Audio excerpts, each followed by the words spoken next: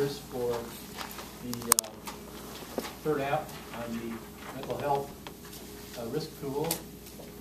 And also I'd like to ask you if you have some comments on how you see that going forward, and if there's anything particular we should do and how we should proceed. So, jump in, anyone. I'll start. On the House side, it is a separate bill, and I don't know the bill number. It was filed yesterday for the third application for the risk pool. On the Senate side, it's in the supplemental.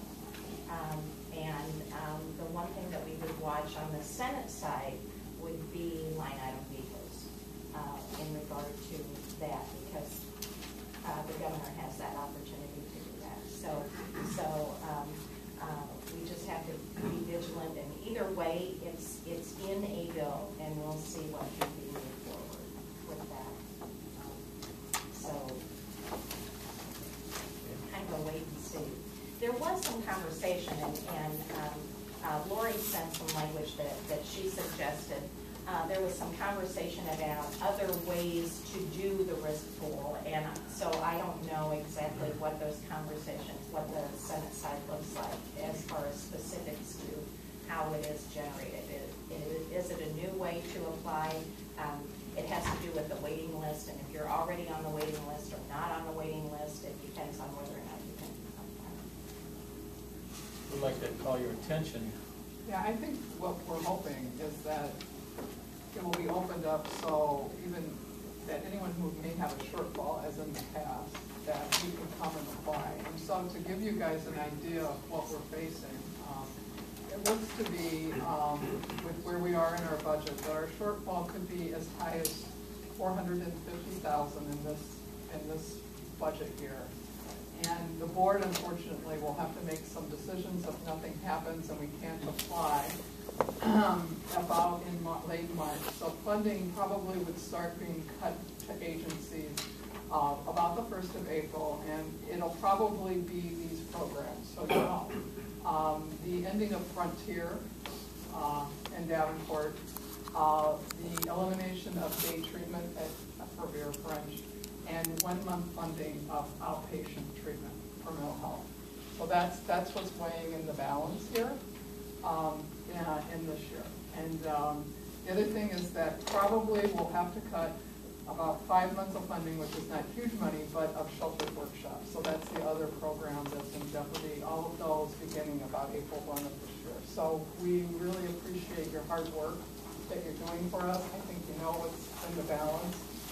And if there's anything that the board and the staff of that county can do for you, we're there. Thank you. Anyone else? Yeah. Yes. I don't sit on the human resources. I sit on the budget subcommittee for that, and we are just now digesting some of the agencies that are coming in and speaking with us.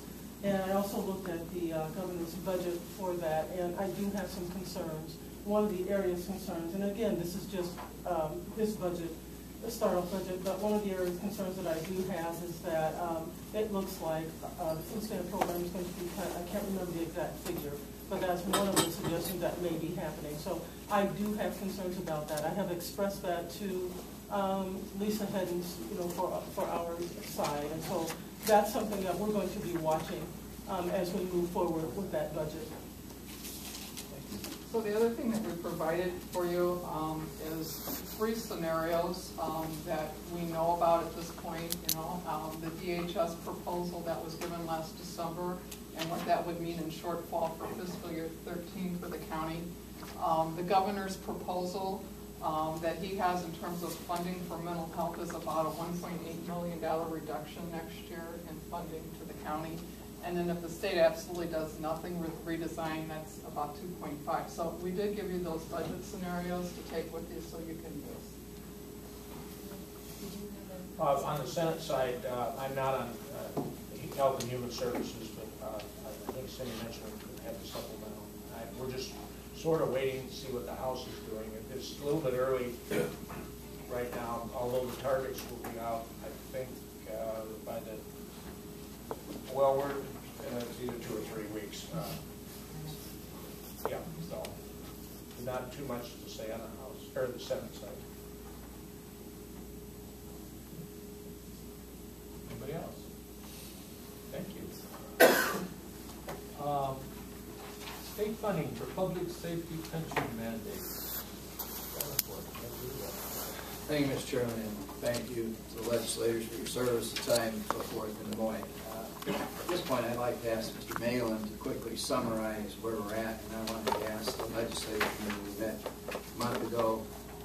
The city of Davenport, all the mayor signed a letter requesting a change in state law to pick up the cost of the increase in the police and fireman pension funds, otherwise, which are going to cost us $7.75 million, which means higher property taxes. I know you're representing your constituents, senior citizens, elderly, middle class business, don't want to see their taxes continue to increase every year because of state-funded mandates. So, Craig, would you give a quick summary of where we're at on that? And I'd like to ask each of the legislators, if you've got that bill in, some promise to do it, what the progress is being made, if any, what we can expect or not expect, and I'll have some questions. Thank you. Certainly, Mayor.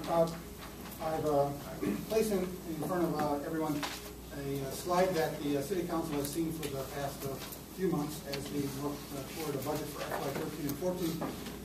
Everyone knows that the City Council passed a budget on Wednesday night that included a trust maintenance fee levy increase of 96 cents to fund the single largest portion of our operating budget that's growing fastest, and that is the state-mandated police and fire pension costs.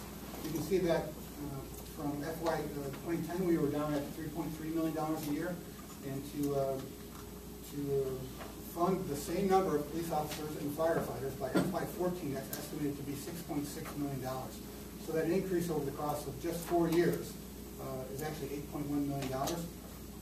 And we see no signs of that number going down, unfortunately.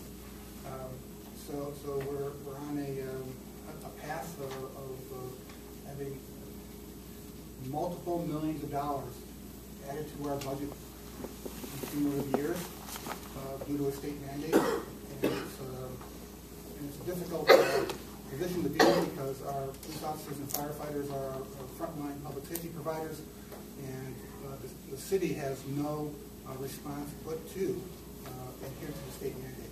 So that's essentially the budget position we find ourselves in.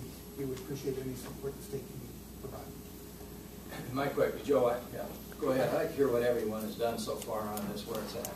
Well, on the Senate side, we have a Democratic majority, and I've submitted a bill, just an individual bill. I did talk to the League of Cities, that 3.9% contribution rate that the state dropped 4 or 5 years ago. Part of that in my bill would be to bring that back. I think they dropped it around 2008 when we had our 10% across the board fund, and it's gradually been trickling down to 0, I think, by 2012 or 2013. That would be in the bill, and then the League of Cities wanted a 1% increase from the 9.4 contribution rate on any new hirees to go up to 10.4. I know it's going to be over 2015 a 31% increase in the city's contribution rate, and I mean the 3.9, if that was reimbursed, would only be about 9.2 million total to the state fund. I don't know whether we've had a couple problems as far as, you know, if we're going to have a mandate on the cities, and they keep saying the budget is tight. This would be an appropriation that's not in the governor's budget, the 3.9. And it's maybe minuscule compared to what all the cities are going to need. I mean, to try to get this through, and then the cost of the cities, it's going to be a double whammy if you don't get this through, and then also you have a mandate, you know, that you come up with half the commercial property tax reduction over 8 years. You know, they think this is going to spur the economy and give money to the cities. That's debatable. So it's going to be hard to get this passed, I think. They want to give most of the money as far as property tax decrease to the property owners as a 40% reduction, although the money would probably have to be shouldered by the city, although they say it isn't. So it's still early on. So it's sort of a double-edged sword there to try to get this thing through and then still do the commercial property tax decrease. So I can only say that, if you roll the property tax commercial thing back, so we're raising the local taxes 8%. It's affecting every business, every homeowner. You just trade money. You're kicking the can down the road. Taxes are going up. There's no other way around it unless you come forward. It's about $24 million to do it right. Yeah, we'll take what we can get at least. But I got a newsletter. I looked at one of the legislators' newsletter, and in there they showed they had a rainy day surplus of about, I think it was $500 or $600 million. And you say, well, that's spent money. We have no surplus at all. You got an increase because of growth across the state. I think the figure was somewhere around $261 million or something. You say, well, that's all spent. But I noticed the community college is getting money. The universities of Iowa getting money. The county, there's apparently supposed to get some money through the mental health thing. The only stepchild one being left out of this equation in the cities, 49 cities. So some of you have been on the council, and but go ahead, Senator Hammerlich, where are you at on this? What are they doing? Way to throw that bomb out, man. I'll tell you what, Alan Gard is brilliant. I think Alan Gard is exceptional. He has an understanding of the state rollback and the economic distortion that it creates. He's right. State rollback is actually put the city in a place where you've got an integrated system. With that being said, with the firefighter and police pension programs, you were the state representative. You were there. You voted for it. We actually pulled those bills. We were there. You actually were part of the scenario. So where we're at right now is how are we going to actually turn it up? Are we going to open it up for union bargaining? I don't think that's going to pass the Senate. And it's not. And is the state going to put in $85 million? Probably not. So in reality, we got to find a way to shore up the state. If you want to talk about local property taxes, buying down the state tax dollars to offset municipal tax dollars, that's not going to be easy. You know that it's going to be hard. It's going to be hard. So in reality, you've got to change the way that you union bargain, or you got to change the way that you actually compensate those pension programs. And until we get it through the Senate, I'm telling you right now, it's not going to happen. Well, if we get it through the Senate, though, I don't think we're going to have trouble in the House. I don't think we'll have trouble in the House. Oh, on this? It's not going to be easy to get it through the Senate either. They have priorities. Although we need to get the message out, it's affecting a lot of cities. Anybody over 80-90% of your population are affected by this, both business and residential. So that's what it is. At the same time, that's the only aspect you have to bargain on. Pardon? That's the only aspect that you have to bargain on. You can't. It used to be we set parameters. We tied your hands. Yes. That's completely inappropriate. If either the state says we're going to fund it, we pay the bill. Right. Because we promised you that we were going to pay the bill, the state never paid the bill. So the state's got two decisions: we either pay the bill or we let you guys union bargain for it. Yeah, well, we don't care which one you want to do, but you took the collective bargaining away years ago. You did, and put it into. I did. You were in the House. I said you did. And you did in 1991. They took collective bargaining away when it comes to the pensions and moved it to Des Moines, and then the state legislature, in infinite wisdom, raised the amount of retired police and firefighters get up to 82% of their time in 3 years, and they all get credit for it because the police and firefighters all love them. They get their PAC checks, but we pay the bill. So the only way it's corrected, you voted for the thing you're telling me to fix. The only way it's corrected is the state pay their unfunded mandate. Is that right, gentlemen? Who disagrees with that at the local level? I think Bendorf had wanted to comment on there. Joe, just for the record, and I think if Alan were here, he might verify it. When the state took the system over in 90, 91, whatever that was, you were at 2.9%. The state only ever since then has put in the equivalent dollar amount. They never kept a percentage. So your percentage has been slowly going down ever since. So if the state hasn't paid its fair share now, I don't know that it's realistic to think they're going to ante up to the 17%. But That historically is what happened.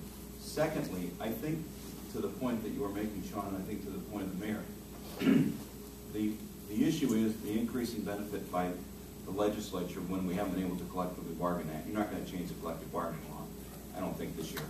But what could change is go back to the old benefit level in a two-tiered system where the new hires come in at the old level at the 66% level.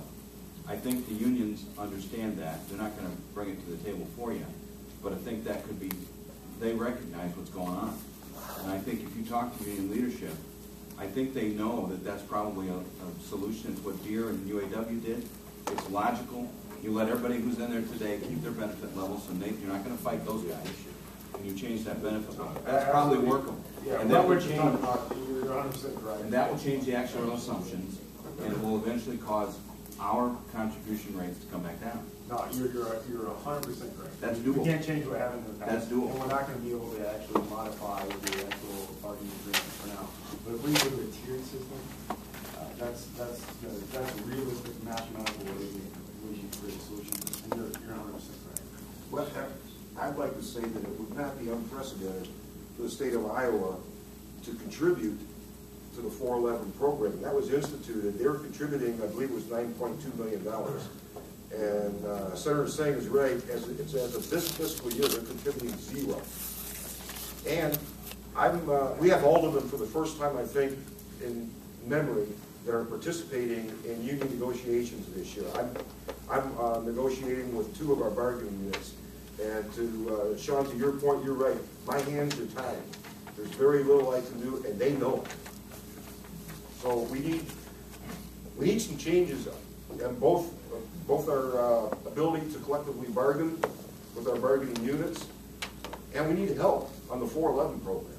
Yeah, the tiered system, where it goes, you're correct. But, Maybe the other legislators, representatives get, I mean, y'all, and did you get to know what it is for us? I'll put my 2 cents in.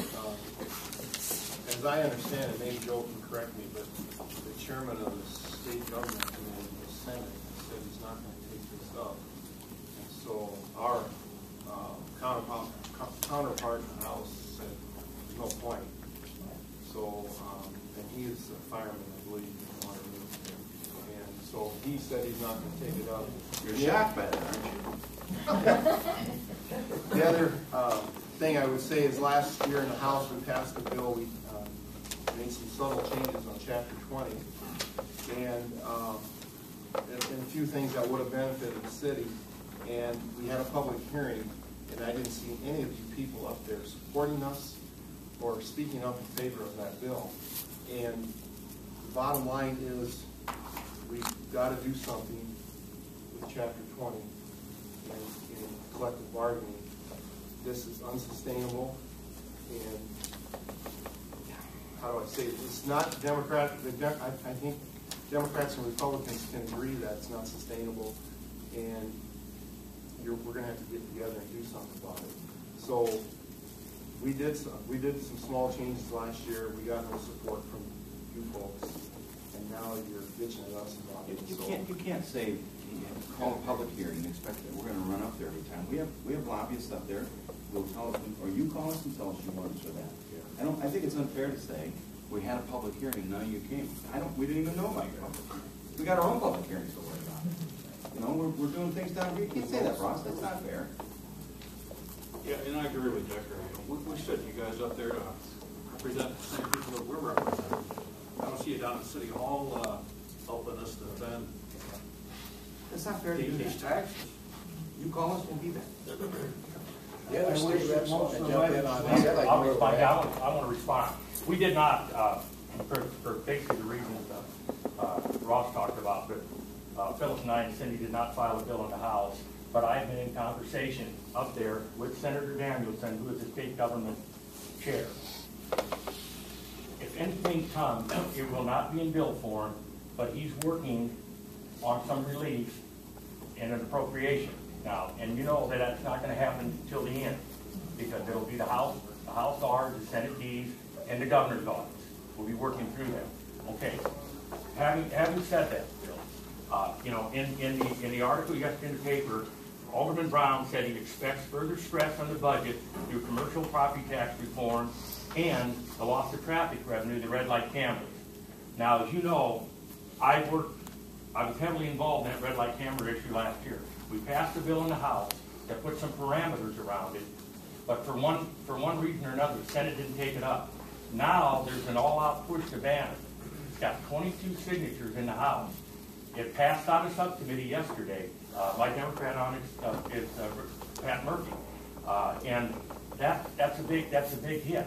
But I mean, having said that, you know, let's, like, when I read the rest of the article yesterday about the photograph of the State House and you guys are taking the vote, you know, I've got a reputation of working across lines, county, city, people calling me, I react. But let's knock off the political grandstanding, and we're going to do our best to try to work with them. But, you know, you can't go on one thing and you're on the pension stuff and then turn right around and come back and say, well, I need help on the red light cameras or property tax. You know, we're here to work together. But let's keep our cool heads to this, and it is going to be tight, but we'll do the best we can. And I promise you that. The red light cameras, that's 700,000 comes out, or 700 million, 700,000 comes right out of our budget. I talked to Chief today, that means they'll probably eliminate the van that parks in front of schools and a bunch of other stuff. Right. But that's sort of separate, I hear what you're saying, but we don't vote. It's in your hand. And we're just pointing out to the public, Jim. Right. That's who did it. That's the one responsible. We have nothing to do with raising this. We can't control it. It's totally in Des Moines. Totally in Des Moines. Bill. We have nothing to do with it. Wait, Bill. The firefighter pension program has nothing to do with streetlight cameras. What's that? The firefighter pension program has nothing to do with. He jumped over to the camera. I know. You can't point at one form and justify the other forms. They don't want cameras you got to deal with. We model, Bill. I'm just saying this you can deal with right away if you want. Oh, we can handle that. We need the money to deal with. States giving money to the school districts, giving money to the community colleges, giving money to the University of Iowa, giving money to the county. We want our share. Otherwise, we got to raise people's property taxes. And we're not going to take the heat for raising property taxes. We don't have any control over it. Back to the red light stuff, Bill. We modeled the bill last year with me on the subcommittee because Davenport's got everything it was supposed to do. You labeled the vans, we told the people where they are, you gave a vast, you know, speed on those. That was fine. But now we're in another struggle. I'm just saying we'll work on this stuff in the same. I talked to you about it yesterday, Jim. I appreciate that. Yeah. That's a separate issue. Yeah. Well, and also with the commercial property tax stuff. At that time, we got to work not to have that passed. You know, I own a piece of commercial, but I can't take a break on that. Go back on residential and ag. I won't do it. That was all laid out by 10 mayors. 10 mayors signed the letter. You saw it in the Des Moines Register. Objective, bipartisan, Democrat, Republican, no party. Every one of them said the same thing. You're shifting property taxes, since you want to get out of that, from commercial, Walmart, Deere, and a bunch of others, big box stores, to residential homeowners if that thing goes through without backfilling the money to cover the costs we will have to incur because of it. That's 10 mayors, so that's your bipartisan stuff right there. But that's a separate sort of issue today. I just want to find out, are you going to give us any relief on this pension or not? That's the issue. There are two property tax plans for commercial. One's the Senate and one is the House. Actually, three. And the government, yeah. And the Senate plan does not put any undue burden on the cities. And we passed that out of the Senate, it's still alive now. So, yeah, that's, I mean, it's not very hopeful maybe, but I mean, at the end we may come to, we'll give you this, we'll give you that. No undue burden on the cities, no mandate if they take the Senate version. It's only 30 million, I think, compared to, you know, the 8-year average, whatever that is. You know the number on that? If we do 8 years over, is it 400 million divided by 50, 60 million on them? Joe, is it basically the same plan you guys had last year in the summer? It's the same, yeah, it's still alive. I passed out. Yeah. And it actually passed out, I think, 46 to 4. I mean, it is a good plan, but it's not as big, but it's only about $600 per person, or per business. Walmart's going to get a $600. If you notice, under state legislators report, we are asking that our legislators respond to where you think the property tax issue is. And so since we've moved on to that topic, maybe if we could just get your comments. We have two more comments. Let's get Yeah, Alderman first and then Robbie. I'll be very brief. The way I view this thing, and I don't, it is what it is, and I appreciate all that you guys do, but there's three entities involved when it comes to public and fire. You got the employee, right? Their contribution is capped at 8.4. You got the state, which sets the rules, and their contribution now is 0, and the difference is made up by the cities. And I think we can all agree that's an inherently flawed system, because when that portfolio doesn't perform like it's supposed to, and it hasn't in the last 4 years, the cities across the state of Iowa are asked to make up the difference. I think just come up with something that fixed it for us. As Alderman Justin has said in previous conversations, if we knew it was going to be 18% every year, and we can budget accordingly every year, we can manage that. It's whatever the number is, we can figure that out. But I don't necessarily consider it political grandstanding if I have to make a decision either to raise the trust and agency levy to account for this difference that you passed on to us, or to make pretty serious cuts to public safety. Either way, I'm going to have to explain why I made that decision. And I'm going to explain that the state sends us a bill that can go up to it's unlimited. It makes up the difference in the trust and agency pension. And I just feel like I need to explain that to folks when they ask, why are you doing it? That's the reality.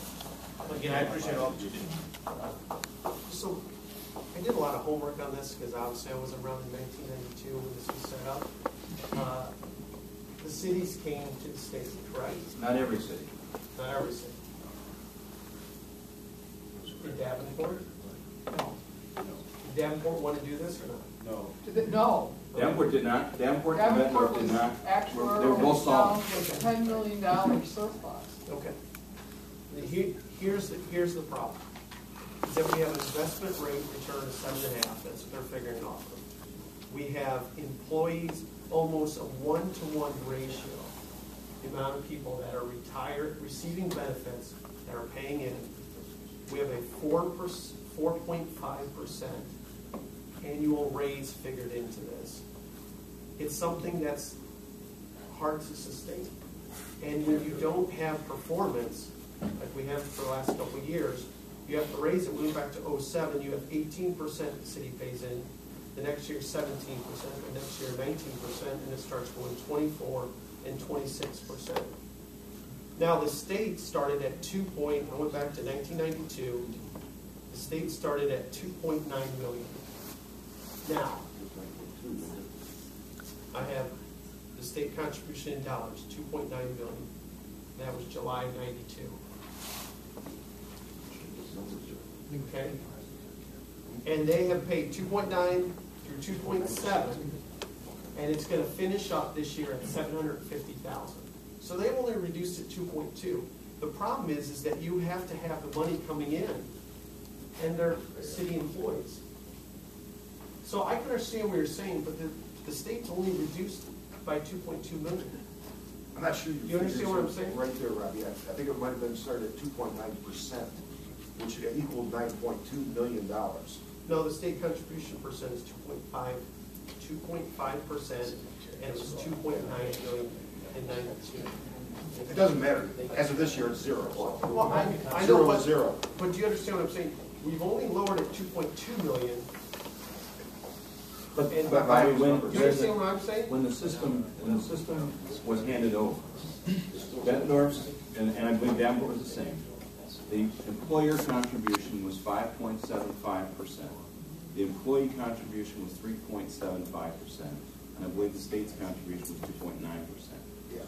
That's when the state, because of other cities, not Davenport or Bettendorf, took the system over. Immediately, day one, took us from 5.75% to 17% as a floor. Right. The employee stayed at where it was until you changed legislation, I want to say within 5 or 6 years, and they went to the 8.4, 9.2? 9.4. So, yeah, okay. And the state's contribution level, they just put the dollars in, and hopefully they stay with the percentage. Correct. You're right. So from 92 on, we've been paying a floor of 17%. And the cities that were solvent, Davenport had $10 million in reserve. I think we had $3 million in reserve at the time. We were solvent and only paying 5.75%. So you can see the frustration. We went to 17%, perhaps because of actuarial unsoundness. But during that period of time, the only thing that changed was the state gave the increase in the benefit level that we did not collectively bargain for. We just received.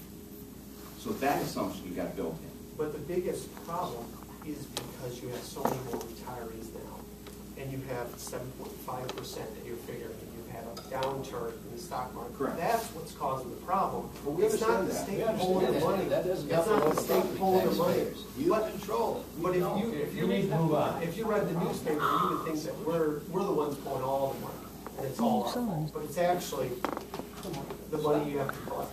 As far as the stock market class, we don't control that. You don't, we don't. Right. We control the mechanism in Des Moines. I just wanted You to send get us the your bill. We pay the bill. You need to pay some of the bill yourself. Simple as that. All right, move on to state regulation of youth centers. Davenport? This is actually added to the agenda at the request of Alderman Boone for last Friday's meeting. Alderman Boone's not here, so we might skip this and move on to other fun topics. Property tax. Road funding. Can we jump on that real quick, Bill? Just to get it out there, we've got a problem here locally where early childhood education before you go to preschool, the bill that came out that we passed last year, it only covers for the actual service provider, meaning the educator to work with the students. We've actually pulled all that funding out of the administrative costs for like lights, building, everything else. As a result of that, here locally, I wish the papers would report on it. We've got a large number of private providers that are actually closing down. You know what I'm talking about, Alderman. They're closing down because the states, the school districts have the money. They want to give it to the preschools, but they can't get it there because we regulated in the last bill that they can't actually pass those dollars on. We've had 2 closed down in my district in the last 2 weeks, and we got 4 scheduled in the next 3 weeks. You know what I'm talking about. The state legislature, Republican or Democrat, we have to fix this, both parties, both houses. You know this, if you're gonna have it, you have to pay the administrative, what is it, Cindy, is it 8%? Is that what we did? Well, the school districts, there were 2 things that happened. One, there were school districts that, the school districts were allowed to keep 5% administrative costs. Right. They have to bill for those. I mean, they have to justify that those are. But I'm talking about the money that goes Right. back to The other piece is in law, and it's been in law. We didn't change the law, we just changed the process, if you understand the nuance of that. But before, when the public-private providers, when the private providers turned in the numbers, the dollars followed, the full amount, 100% of those dollars followed. Now they have to submit bills for reimbursement on the teacher, the professional development, and the materials. And they're not able to collect anything for keeping the lights on, which in the child care center and some of the other facilities that they have to maintain. You have to have sinks in every room. You have to have the restroom facilities that are child size. So there are a lot of things in regard to a quality center that are not covered with that. And we figure that if in fact they are allowed to if the private centers, public centers can cover it because they have other funds. If the private centers can keep 8% as administrative costs, and I would love to be able to identify it as retroactive. We're working on that. But, and fix that. And school districts, because they have other funds to go to, they don't necessarily need those administrative costs. There is some cost to administering the program, but in many cases, those administrators are already there. Yeah, she's completely right. And Ray, you've had 2 closed down in your ward in the last week, actually, because of skip-along actually closed down the doors. And it's all because we call it rules, call it legislation, whatever. It's because the legislature didn't follow through with that. So I'm hoping, yeah, Cindy Winkler and I agree. I know the apocalypse is stuff. But yeah, we'll see. this is something that we have to fix. Your private providers are going to get ran literally out of state. I mean, it's going to involve the insurance. And when the providers ran the figures, can they make it work on the 1% reduction that was negotiated last year? They didn't know that the policy was going to shift through submitting bills. They didn't know that they were not going to receive the 100% funds for the kids, and so that was part of it too. We ran the numbers, and then the rules from the Department of Ed changed. But concentration, Ray, this is something that we need you on with this on. This is going to affect you. Thank you. Okay, road funding, etc. Maybe Jim. Yeah. House Senate Bill 547 finally came out on Tuesday. Jeff is chair. I'm on the committees, Iverson, Cahoon, and Worthen. We had Director Trambino in yesterday, and he gave the $50 million that the governor wanted in efficiency. All right, next Tuesday, Nancy Richardson will be in and address the House Committee on the final report of the interim study committee. So there will not be any subcommittees until then. At first, I was thinking that this bill would probably clear the transportation committee fairly easily and still have a discussion on it. But now, I'm not so sure, because unless this is going to take it, it'd be very bipartisan, and it'll be leadership driven, including from the governor's office.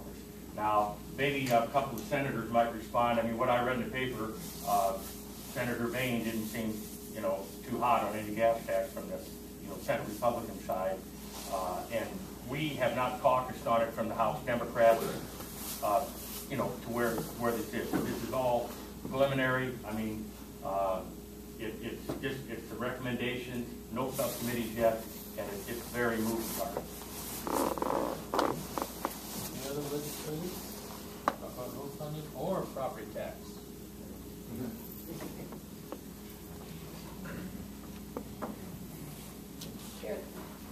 What I heard, I don't serve on Ways and Means. In regards to property tax, the two bills on the House side, and it is my understanding, and if some, you serve on Ways and Means? Okay, you serve on, then go ahead.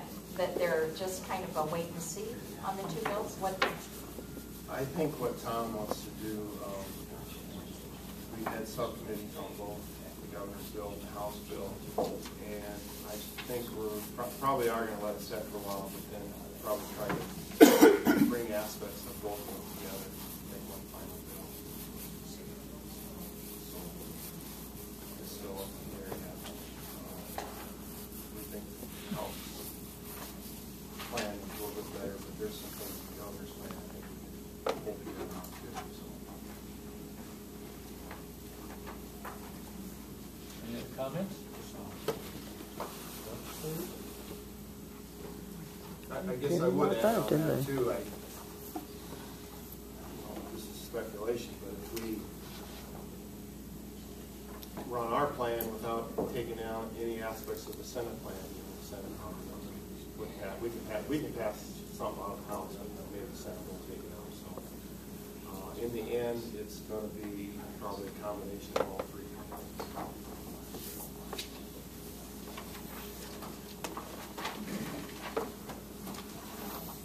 Comments from the legislators? I got a comment. Okay. Thank you. Okay. The Health and Human Service Committee is working together in a bipartisan way to pass the mental health legislation reform bill. Yeah. No, we're real long into this. We're long into it. We've been meeting for years. Anyhow, the draft came out Thursday, and the bill will come out hopefully late next week or early the next week. It's 120 pages. It's in 3 sections. First section is mostly about what the committee reported. I do think we're going to reinstate the mental health levy. because there's no way to take that amount of money out of the system. Hopefully, we will be able to give you some relief from the mandates that we placed on you as we reinstate that without the strings. So,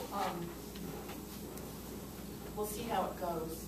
The bill's still just the first draft, so there's lots of room for improvement, but if you have amendments that you want to make to it, I would really appreciate them sooner rather than later. And I know that you probably talked about the risk pool, and the governor's scoop did. The chances for a third go around are slim. And I know you didn't want to hear that, but we're working really hard to get every penny we can into that redesigned system. And actually, before you came in, I shared with what we'll start in April, cutting agencies. Yeah, I'm hoping we can give you the bill, and so that you can at least have something to plan on. It's the best. And that 411 system, I think what Jim was trying to tell you is that we understand that it's truly a problem for you. And we understand that the mechanism is flawed on both sides. And that we may be able to give you some help in the end. And they probably then will have to have some kind of an interim committee to go to the tiered recommendation, and we'll have to go through hearings and stuff and try to get to that point, because that is the only point that makes any sense. But I do think you won't hear a lot about it until the very end. I think that's what he's trying to tell you. Is that what you were trying to tell him? Work together. Yes. And I'm kind of backtracking a little bit about the tax reform. I want to tell you, I've been kind of uncomfortable with this whole piece of it, and I'll tell you why. And I've had conversations with many of you about some of the pieces about how this is going to affect the property taxes. And my concern is that, and especially in Bettendorf, well, not just Bettendorf, in any cities at all, one of the pieces that's very concerning for me is that, you know, of course, we have an assessment done every so often. Those assessments typically go up. And so we see that, and that's just part of the process. That pays for our services, that pays for things that we need. There's no argument there. But if we see a shift, you know, with this tax relief, we're going to see additional monies people are going to have to pay.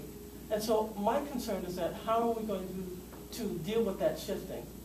Because my problem is that if I have a high assessment like I had last year, plus an additional cost of a tax higher taxes that I'll have to pay, that could be in that year that I have that assessment with the additional costs, that could be pretty bad. And this year, our assessment was at 33% in Bettendorf. If I have an additional 5 to 10% of the tax rate, that could be up to a 40% for me. So I'm saying to you is that I want to make sure that if there is commercial tax relief, we want to make sure that shift is as minuscule as possible, because we want to avoid any additional cost to the property tax owner. And as it sits right now, there isn't anything we can do about assessments going up, and nor do we want to. But what we want to tell you is that, at least what I want to say to you is that I want as less paying to the property tax folks as much residential as possible. And that's what I want to share with you today.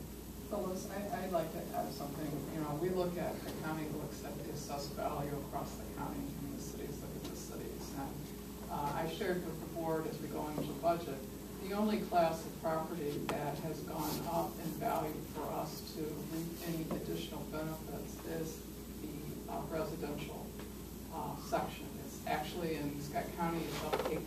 Half of that's rollback, half of that's assessment, and some of that's growth.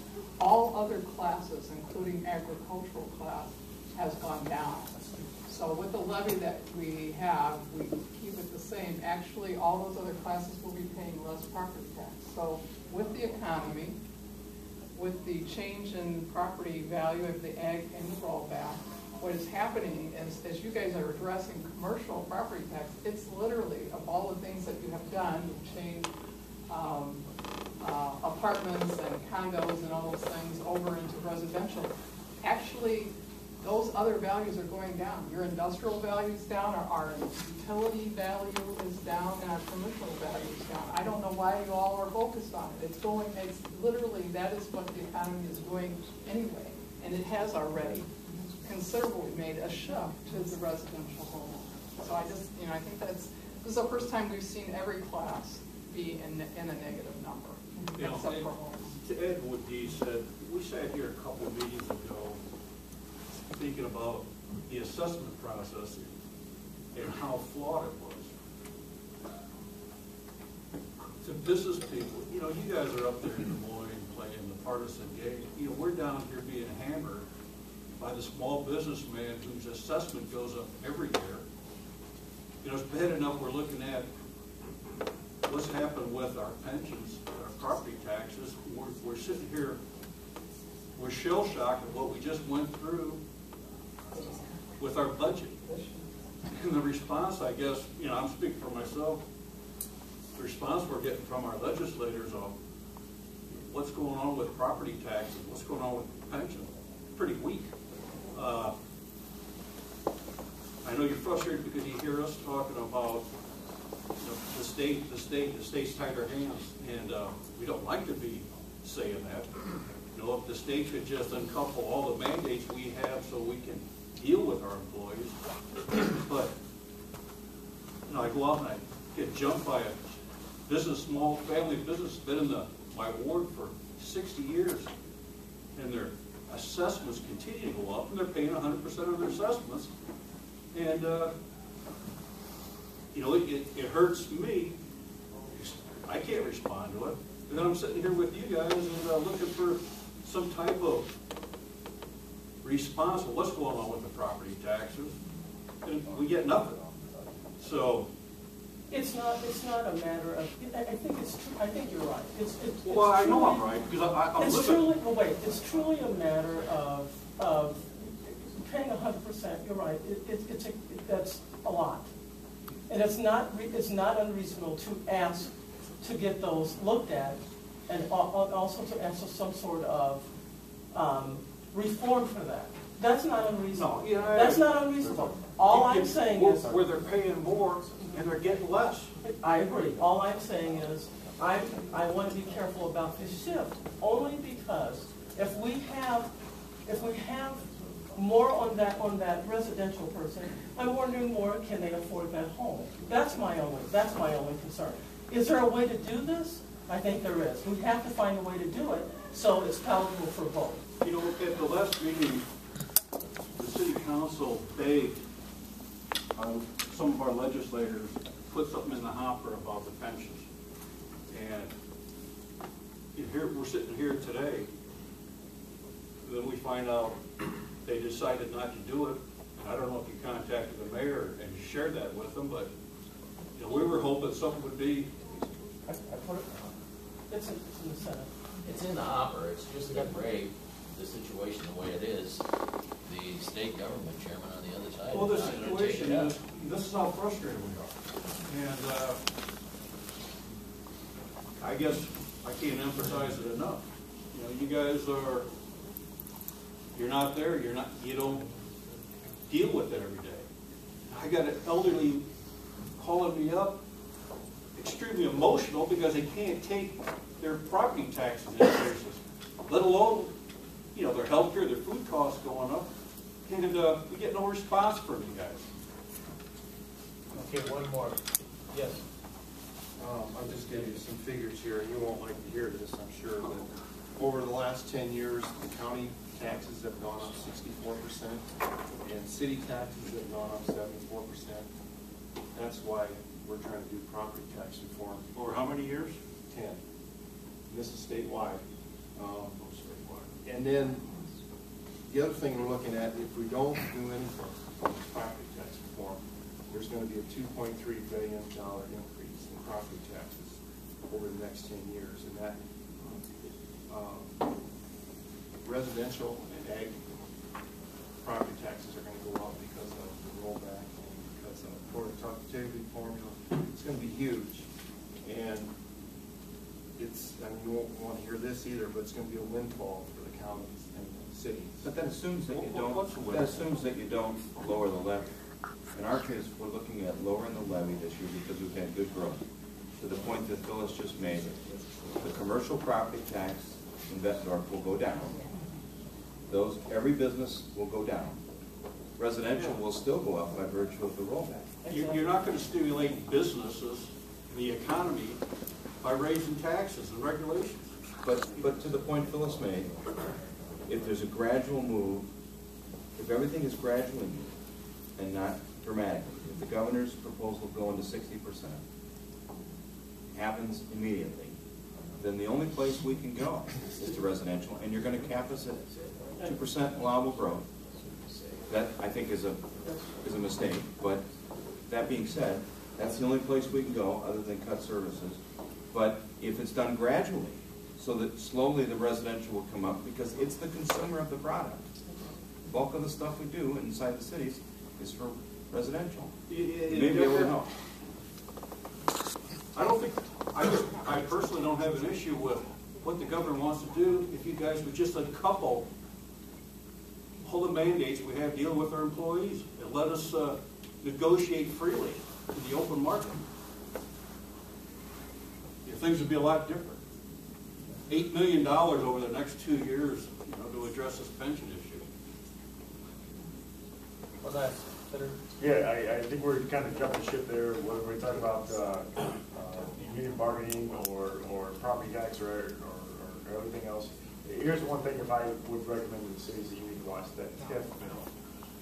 And that's going to be a bipartisan bill. It's how we re-examine TIF in relation to core bill and how they're working and the impact that it could have on Dallas.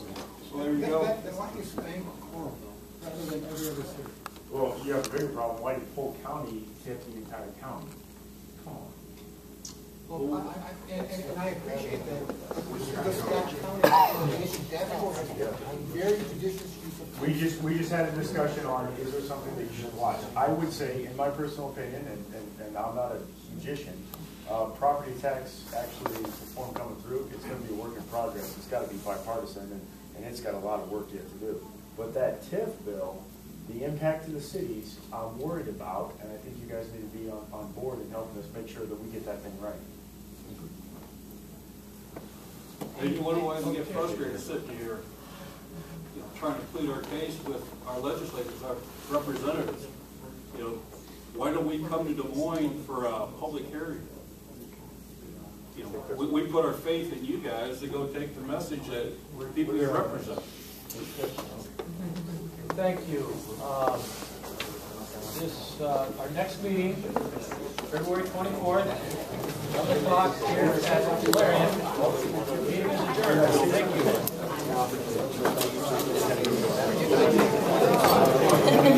Why'd you folks come?